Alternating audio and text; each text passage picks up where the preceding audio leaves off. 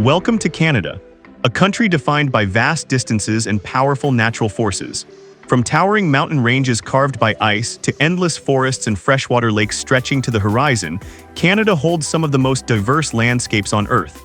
Join us as we journey through its most amazing places. Number 1. Niagara Falls. Niagara Falls marks the border between Canada and the United States, where the Niagara River suddenly drops into immense power. From above, the Horseshoe Falls reveals its vast curved edge, carrying thousands of tons of water every second. Mist rises continuously, softening the air and turning sunlight into drifting rainbows. Even in winter, the river continues to move beneath ice-covered cliffs. Niagara Falls remains one of the most powerful expressions of water and gravity on Earth. Number 2. Algonquin Provincial Park. Algonquin Provincial Park stretches across central Ontario, shaped by lakes, forests, and ancient rock. In autumn, hardwood forests transform into layers of red, gold, and amber. Thousands of lakes reflect the sky, breaking the forest into quiet fragments of water and light. Rivers and small waterfalls carve paths through granite shaped by glaciers. Algonquin is defined not by landmarks, but by space, silence, and seasonal change. Number 3. Whistler. Whistler rises within the coast mountains of British Columbia, surrounded by peaks, forests, and alpine valleys. The peak-to-peak gondola connects Whistler and Blackcomb Mountains high above deep forested terrain. Below, alpine lakes like Daisy Lake and Lucille Lake reflect surrounding slopes and sky. Brandywine Falls drops dramatically through volcanic rock, feeding rivers that run toward the coast. At its base, Whistler Village sits where wilderness and human presence briefly meet. Number 4. Canadian Rocky Mountains, Banff National Park.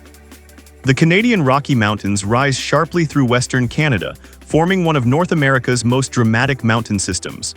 In Banff National Park, steep limestone peaks surround wide alpine valleys carved by ancient glaciers.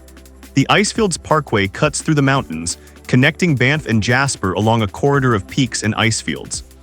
Snowfields and glaciers remain visible year-round, feeding rivers that flow across western Canada.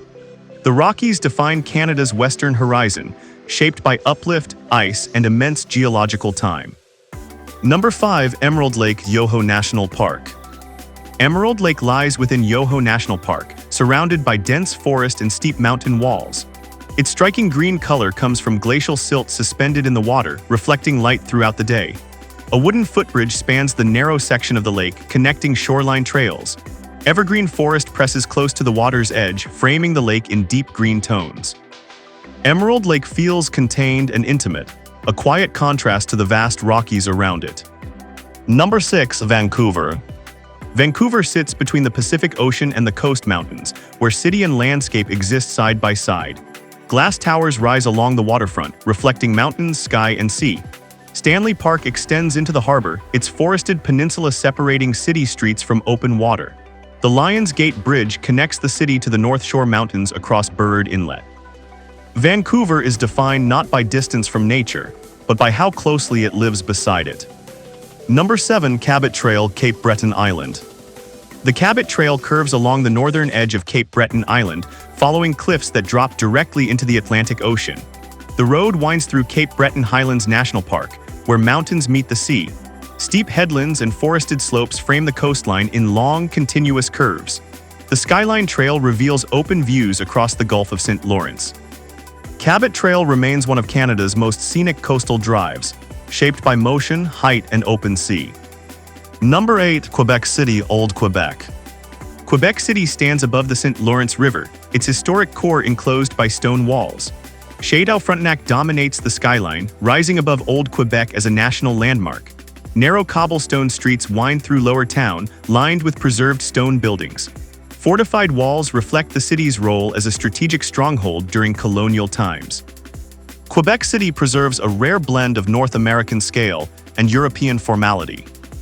Number 9. Thousand Islands, St. Lawrence River. The Thousand Islands region spreads across the St. Lawrence River, where more than 1,000 islands rise from calm freshwater. Each island varies in size, from tiny rock outcrops to forested land with historic cottages. Narrow channels form a complex water network navigated by boats and ferries. Bolt Castle rises on Hart Island as the region's most recognizable structure. Thousand Islands is defined by repetition and variation, where water shapes land at a human scale. Number 10. Montreal. Montreal rises on an island in the St. Lawrence River, where urban life developed along historic waterways. Old Montreal preserves cobblestone streets and stone warehouses from the city's early trading era. Notre Dame Basilica stands at Place d'Armes, known for its twin towers and ornate interior. Mount Royal rises gently behind the city, offering elevated views across downtown. Montreal reflects a layered identity shaped by French heritage and North American scale. Number 11. Toronto. Toronto stretches along the northern shore of Lake Ontario, forming Canada's largest metropolitan area. The CN Tower rises above the skyline, once the tallest freestanding structure in the world. Downtown neighborhoods cluster beneath glass towers and dense street grids. Toronto Harbor separates the city core from the Toronto Islands offshore. Toronto's scale reflects its role as Canada's economic and cultural hub. Number 12. Bay of Fundy. The Bay of Fundy lies between New Brunswick and Nova Scotia, known for the highest tides in the world. At low tide, the ocean retreats dramatically, exposing vast mudflats and sculpted rock formations. The Hopewell Rocks rise from the seabed, shaped into towering pillars by constant erosion. As the tide returns, water slowly surrounds the rocks once again. The Bay of Fundy reveals how motion reshapes land on a daily scale. Number 13. Gros-Morne National Park. Gros-Morne National Park lies on the west coast of Newfoundland, shaped by rare tectonic forces. The tablelands expose Earth's mantle rock, rising orange-brown against surrounding green hills. Fjords like Western Brook Pond cut deep into the land, carved by glaciers. Steep cliffs rise directly from still freshwater below. Gros-Morne reveals Earth's history through exposed form. Number 14. Lake Louise Banff National Park. Lake Louise rests beneath Victoria Glacier, surrounded by steep alpine walls. Its turquoise color comes from glacial rock flowers suspended in the water. The Fairmont Chateau Lake Louise sits along the eastern shore, facing the open lake. Snow remains visible on surrounding peaks even in summer.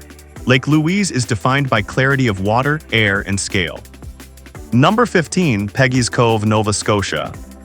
Peggy's Cove sits on the Atlantic coast of Nova Scotia, built directly on exposed granite rock. The Peggy's Point Lighthouse stands at the edge of the shore, guiding ships since 1915. Waves break directly against granite shaped by wind and tide. Small fishing houses cluster inland, painted in muted coastal colors. Peggy's Cove reflects a way of life shaped by exposure, resilience, and sea. Canada is a land shaped by ice, water, stone, and distance. From powerful waterfalls to silent alpine lakes, each landscape tells a different story. Thank you for traveling across Canada with us. We'll see you in the next destination.